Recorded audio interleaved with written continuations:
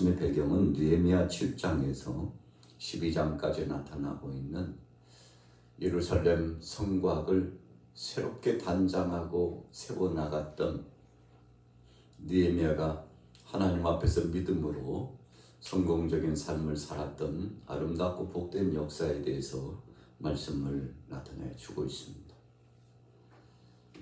페르시아 나라에서 술 맡은 관원장으로 일을 진행하고 있었던 그에게 마음속에 적지 않는 부담감이 찾아왔습니다. 그것은 예루살렘, 고향 고국의 땅이 적지 않게 어려움과 고통을 당하고 있다는 것이죠.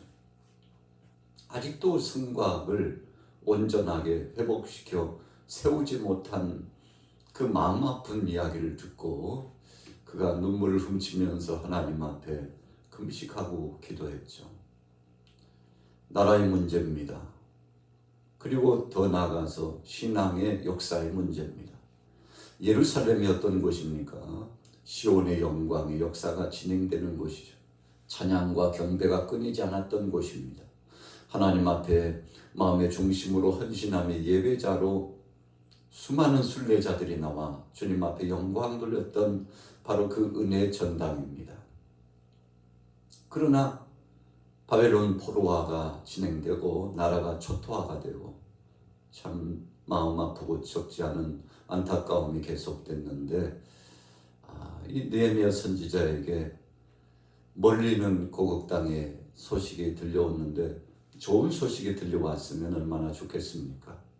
해방의 감격과 새로운 역사의 놀라운 변화 가운데서 이제는 안전하고 든든하게 세워졌을 것이라고 생각했던 고국의 땅이 수십 년이 지나도 회복되지 않아요.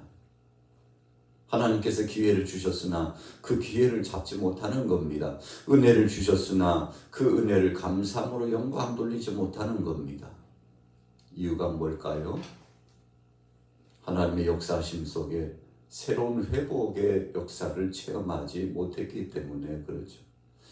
그래서 누가 리드에 나가느냐, 누가 어떤 사람들이 일을 진행하는가, 어떤 이들이 나가서 수고하고 헌신하느냐에 따라서 삶이 달라지고 주위의 모든 상황들이 달라질 수 있다는 사실을 알 수 있는 거죠. 마침내 느헤미야가 페르시아의 나라의 아닥사스다 왕의 다시 한번 그를 향한 지원을 받고서 고국으로 직접 나아가게 되지 않습니까? 참 대단한 열정입니다. 우리가 선교 사역을 진행하고 전도를 진행하면서 우리가 갈 수 없고 우리가 할 수 없다면 지원해야 된다. 이런 아주 모토와 같은 생각을 가지고 사역을 진행하지 않습니까? 오늘 느헤미야도 같은 심정이었습니다.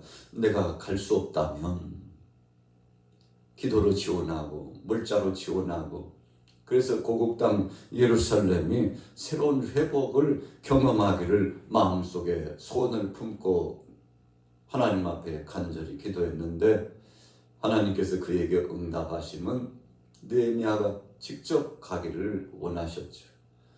그래서 마침내 하나님의 섭리하심과 역사심을 따라서 나아가서 일을 진행하는데 참 아무런 역사도 이루지 못했는데 그가 나가서 하나님의 도우심과 믿음의 열정을 가지고 나갔더니 52일 만에 그 숱한 세월 동안에 이루지 못했던 것이 52일 만에 예루살렘 성곽을 완전하게 완성하고 하나님 앞에 영광 돌릴 수 있는 놀라운 은혜를 체험했죠. 자, 무엇 때문에 그렇게 된 것입니까? 첫째는 느헤미야의 믿음입니다. 두 번째는 함께했던 사람들이 정말 중심으로 헌신하며 오직 하나님 영광을 드러내고 나라와 민족을 위하고 택한 백성들, 사랑하는 백성들을 위하여 헌신하고자 하는 소원이 그들 속에 있었기 때문이죠. 그래서 시작의 목적, 출발도 선하고 과정도 선하고 마지막 마무리도 선하게 이루어지는 거죠. 여러분, 우리가 신앙생활을 하고 하나님 앞에 나가서 헌신적인 사역을 진행하면서 이 출발도 좋고 과정도 좋고 마지막까지 좋다는 것은 거룩한 하나님의 은혜를 경험하면서 우리의 자의적인 뜻이 아니라 하나님의 섭리적인 역사의 중심 속에서 이를 진행하기 때문에 나타나는 축제적인 역사라고 볼 수 있는 것이죠. 오늘 본문 말씀해 보십시오. 아주 적나라하게 말씀을 나타내 주시는데 1절에 보세요. 할렐루야, 우리 하나님을 찬양하는 일이 선하며 찬송하는 일이 아름답고 마땅하도다 그랬습니다. 참 얼마나 기쁘고 복된 것입니까? 우리가 어떤 때는 일상을 살아가면서 보이는 것마다 지옥같이 느껴져요. 눈에 보이는 것, 귀에 소리로 들리는 것마다 절망적인 소리가 들려져요. 모든 일이 안 될 것만 같아요. 파산한 배처럼 깨어질 것만 같아요. 그런데 어떤 때는 모든 세계가 아름다워 보이고 들리는 소리마다 오케스트라와 같고, 야, 세상이 바뀌어도 이렇게 바뀌었을까? 사실 따지고 보면 같은 하늘 아래 살아가고 있죠. 어제 하늘, 어제 땅이 같아요. 10년 전이나 100년 전이나 2000년 전이나 같은 하늘 아래에서 하나님이 정해주신 그 땅에서 살아가요. 그런데 어떤 때는 칠흑같이 어둡고 지옥 같은 삶을 경험했는데 어떤 때는 야, 이것이 바로 천국이구나. 변화산상에 올라갔던 새 제자가 경험했던 것처럼 감당할 수 없는 하나님의 은혜 가운데 감격하는 순간을 경험하는 거죠. 오늘도 예미야가 위대한 역사를 진행하고 나서 너무 감사하고 감격스러운 것입니다. 그래서 하나님 앞에 할렐루야로 찬양하고 경배하는 거죠. 하나님이여, 이 모든 것이 아름답고 감격스럽습니다. 하나님이 하셨죠. 하나님이 주관해 주셨죠 하면서 고백하는데, 자, 그 다음엔 147편 2절을 같이 읽어봅니다. 시작. 여호와께서 예루살렘을 세우시며 이스라엘에 흩어진 자들을 모으시며 상심한 자들을 고치시며 그들의 상처를 싸매시는도다. 여러분, 정말 그렇습니다. 하나님이 하신 거죠. 위대한 믿음의 사람들은 다 이렇게 고백했어요. 내가 한 것 같고 내가 일을 진행한 것 같고 그 모든 것들을 송두리째 나 홀로 역사를 이룬 것 같이 보여도 더 깊은 은혜의 의미 안에서 그 모든 세계를 보고 모든 역사를 보고 모든 정황을 보면 세계관이 달라지고 역사관이 달라지고 상황 논리에 대한 해석이 달라지는데, 여러분, 오늘도 내가 모든 영광을 하나님 앞에 올려드렸습니다. 여러분, 이것이 신앙인들의 아름다운 모습 아니겠습니까? 그래서 하나님께서 친히 예루살렘을 세워주셨다. 얼마나 감격스러웠을까요? 50일 만에 이 모든 일들을 다 총체적으로 마무리 지으면서 마침표를 탁 찍을 수 있었는데, 처음에 갔을 때는 참 어수선하고 답답하고 컬컬하고, 야, 이거 큰일 났다. 어떡하나, 이 나라를 어떡하나, 예루살렘을 어떡하나 했는데 하나님이 보호하사 모든 일들이 일사천리로 척척척척 퍼즐이 맞춰지듯이 진행되는데 얼마나 감사한지 하나님 앞에 이 모든 중심을 헌신하게 된 거 아니겠습니까? 이스라엘에 흩어진 자들을 모아주신 하나님, 예루살렘을 세워주신 하나님, 상심한 자를 고쳐주시는 하나님, 그들의 상처를 싸매주시는 하나님. 여러분, 우리 대한민국도 마찬가지입니다. 전 세계에 있는 모든 족속들도 마찬가지입니다. 참 세계 도처에 문제없는 나라가 없고 문제없는 사람 없습니다. 우리가 종종 일상을 살아가다 보면 어떤 때는요, 나만 불행한 것 같고 우리만 깊은 수렁에 빠진 것 같고 다른 사람들은 다 행복한 것 같고, 그런데 돌이켜서 하나님의 섭리와 그 역사하심을 보면 하나님께서 각 사람에게 주어진 그 분량이 다르고 섬기하심이 계획하심과 이끌어가심이 다르고 모든 것은 하나님께 달려있고 문제는 바로 내게 있다는 사실을 발견하죠. 여러분, 그래서 성숙한 신앙인들은 모든 문제는 내 속에 있다, 내게 있다, 바로 우리에게 있다고 생각하는 거 아니겠습니까? 오늘 느헤미야가 승리할 수 있었던 비결도 바로 그겁니다. 식음을 전폐하면서 하나님 앞에 나가서 기도하면서 주님, 바로 저의 문제입니다. 우리의 문제입니다. 주님이 역사하시고 주관하시고 회복하시고 새롭게 하옵소서. 주님, 이제 때가 된 줄로 믿습니다 하고 일심으로 그가 나갔더니 아닥사스다 왕이 그에게 적극적으로 지원하고, 아니 도대체 너의 얼굴이 요즘 왜 그렇게 초췌해졌냐고 안부를 묻고 그 모든 것에 대한 정황과 상황을 듣더니 적극적으로 지원하게 되지 않았습니까? 그래서 하나님께서 역사하시고 하나님이 인도하여 주시고 있다고 하는 감격스러움을 경험하며 그가 나가서 일을 진행했는데, 여러분, 하나님 의지하면 실패할 수 없죠. 하나님 의지하면 기적을 체험하는 거 아니겠습니까? 오늘 그것에 대한 간증이 147편에 나타나고 있는 겁니다. 자, 4절 보겠습니다. 그가 별들의 수요를 세시고 그것들을 다 이름대로 부르시는도다. 우리 주는 위대하시며 능력이 많으시며 그의 지혜가 무궁하시는도다. 여호와께서 겸손한 자들은 붙드시고 악인들은 땅에 엎드려 드리시는도다. 감사함으로 여호와께 노래하며 수금으로 하나님 앞에 하나님께 찬양할지어다. 여러분, 다 위대해 보이고 영광스러워 보입니다. 사실 실상이 그런 거죠. 하나님이 하셨다고 생각하고 그분이 역사하여 주셨다고 생각하니 그 위대함과 능력과 권세와 그 모든 역사가 감사하고 감격스러울 수밖에요.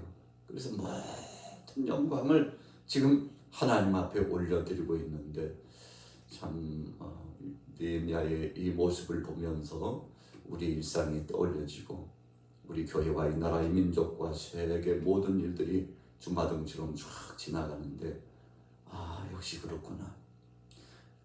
지름길은 있구나. 형통의 비결은 있구나. 우리가 본문을 보면서 다시 한번 체득하게 되는 거 아니겠습니까? 그렇다면 그 지름길과 정말 비상한 역사를 통해서 일을 진행할 수 있는 비결이 뭔가요? 하나님 앞에 의뢰하는 겁니다. 하나님이 하신다고 전폭적으로 의지해 나가는 거 아니었겠습니까? 자, 8절 보세요. 그가 구름으로 하늘을 덮으시며 땅을 위하여 비를 준비하시며 산에 풀이 자라게 하시며 들짐승과 우는 까마귀 새끼에게 먹을 것을 주시는도다. 여러분, 예루살렘이 사실 초토화됐죠. 거기에는 맹수떼들만 울거리고 사람이 살 곳이 못해요. 바벨론 포로로 고통을 당한 이후에 70여 년 동안 나라가 버리운 나라가 됐죠. 누구 하나 관심조차 없습니다. 왜 그랬나요? 하나님께서 마치 샷다문을 내리듯이 쫙 역사의 문을, 예루살렘의 역사의 문을 내리셨어요. 왜 그랬나요?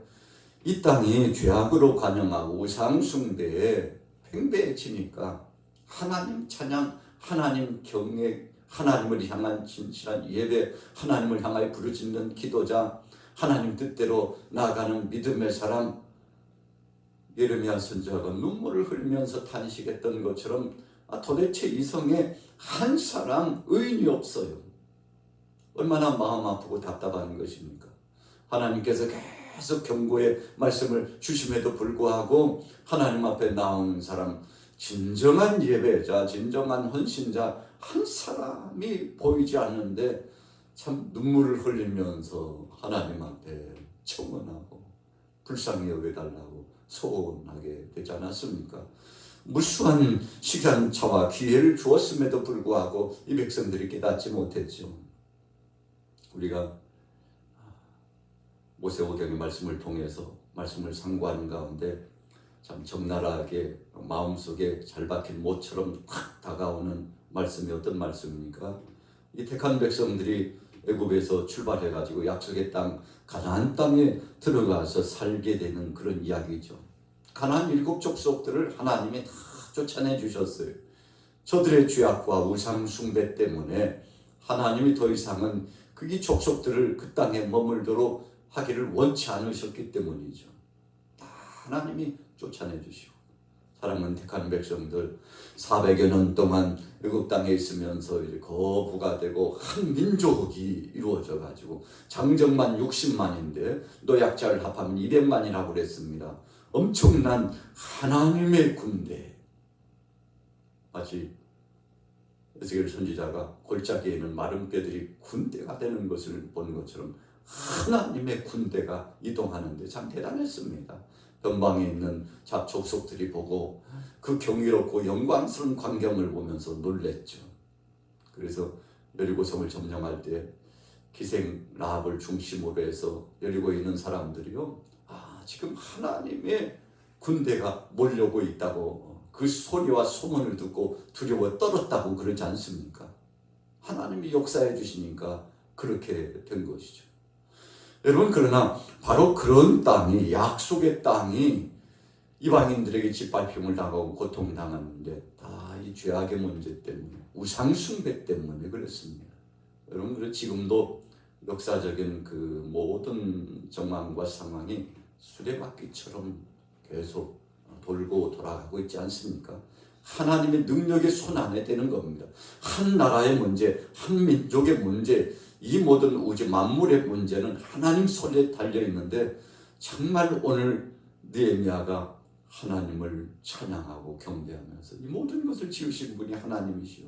별을 보니까 산천초목을 보니까 하나님 왜 이렇게 아름다운지요. 이 예루살렘을 회복하신 하나님의 은혜를 생각하니 너무 감사합니다.